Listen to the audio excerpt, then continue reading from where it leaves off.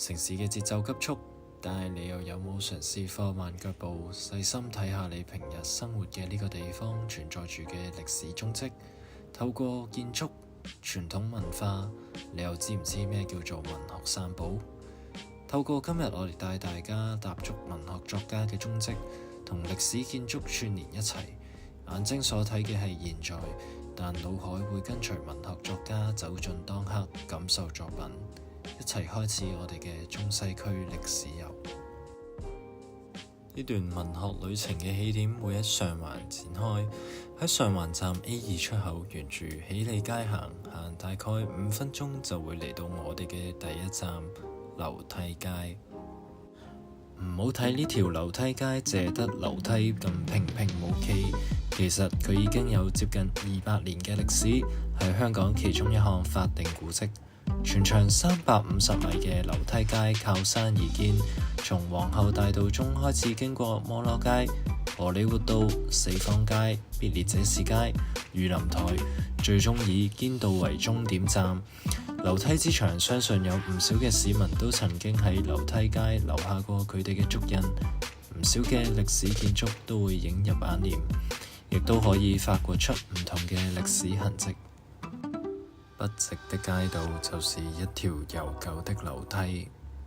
我們配合着老嫗的腳步，扶着微燙的扶手鐵桿，緩慢地將這條古老的街道走完一遍。街角的小古玩店黑暗如洞，陳列着瓷器、象牙、名畫與雕刻仿製的硬貨與來歷不明的珍品混雜地放置，拼湊出歷史朝代的錯綜圖像。嚟到樓梯街嘅中段，我哋嚟到位於上環荷里活道嘅文武廟。作為中西區文物徑上環線嘅其中一站，文武廟更係本港熱門嘅旅遊勝地之一。現時東華三院董事局每年亦都會按照傳統喺文武廟舉行隆重嘅秋祭儀式，酬謝文武兩帝，同時為本港市民祈福。我哋離開文武廟之後，繼續沿住樓梯街10級而上，就會嚟到我哋旅程嘅第2站必列者士街會所。呢度係魯迅以前演講嘅地方，介紹佢新文化運動嘅思想。你從紅磚屋的正門進去，小禮堂、小舞台還在。也許這時候你站在裡面，彷彿仍聽到那陌生的聲音，雖然那已經是60年前的聲音了。是的，是魯迅。喺去完必列者士街會所之後，我哋沿住士丹頓街，我哋可以見到有好多嘅傳統嘅鐵皮檔口。沿住呢一條街直行，我哋就會去到我哋嘅下一站大館。第3站我哋嚟到嘅係大館。大館嘅前身其實係監獄。大館係由域多利監獄改建而成，而家嘅賽馬會立方。而喺1942年嘅春天，日本軍人將詩人大望書先生困喺呢個暗無天日嘅監獄入邊，佢寫下咗著名嘅獄中題壁。用你們勝利的歡呼，把他的靈魂高高揚起，然後把他的白骨放在山峰，抱着太陽，沐着飄風，在那暗黑潮濕的土路，這曾是他唯一的美夢。參觀完大館之後，我哋沿住中環半山扶手電梯落去，一路直行，我哋就會去到我哋嘅第4站中環街市。中環街市原本個名其實並唔係叫做中環街市，而係叫做廣州市場。之後搬遷咗，先改名做中環街市。喺日軍佔領期間，中環街市再被改為中央市場，展示出當時呢個街市嘅重要性。以前嘅街市以當代西方風格建築，同而家嘅建築風格截然不同，經歷咗好多變遷。中環街市是中環至半山扶手電梯的起點，建電梯擾攘了好幾年，終於建成了對於我們這些在附近居住的人來說當然稱便。只是我們這些眾方也不禁狐疑，其實佢卻是便利了多少。去完中環街市，南北面已經有少少攰，所以我哋去咗搭電車。叮叮叮嘅聲響，加上車輪同路軌摩擦嘅聲音，有100年歷史嘅雙層電車，其實係香港傳統嘅交通工具，亦都係港島獨有嘅交通工具。坐住電車吹吹風，就可以近距離觀察唔同嘅城市風光。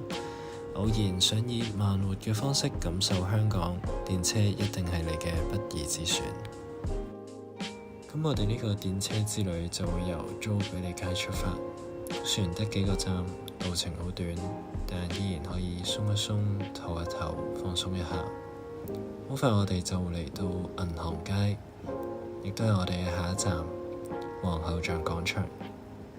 劉以鬯先生寫嘅書站在立法會大樓前面，帶出資本主義、法治同埋正義，正正係香港不容改變嘅核心價值，亦帶出即使身處異地，為自己喜愛嘅地方捍衛着正義、公義就係真理。曾經嘅皇后像廣場係香港第一個嘅市區公共空間，有第一代皇后碼頭、皇后巷同太子巷等嘅建築相伴，而經過1966年嘅重建及啟用，對中環上班族同一眾嘅市民嚟講，皇后像廣場變咗一個可以放鬆身心喺煩囂中享受片刻寧靜嘅地方。而家嘅皇后像廣場其實已經冇咗皇后像，而我哋可以見到第二個男人嘅銅像，而呢個銅像就係昔日嘅匯豐大班側臣爵士。我哋喺皇后像廣場附近嘅地鐵站入口，一路穿過去，去到中環站嘅 A 出口。喺 A 出口經過行人天橋，就會嚟到我哋嘅最後一站天星碼頭。最後一站呢，我哋就嚟到中環天星碼頭啦。咁天星碼頭係由天星小輪經營嘅，提供咗來往尖沙咀天星碼頭嘅渡輪服務。相信大家都未必知，其實天星碼頭呢係有4代㗎。第一代甚至係1898年已經成立，歷史都相當之悠久。而現時第4代嘅碼頭係模仿咗第2代嘅碼頭，採用咗維多利亞式建築。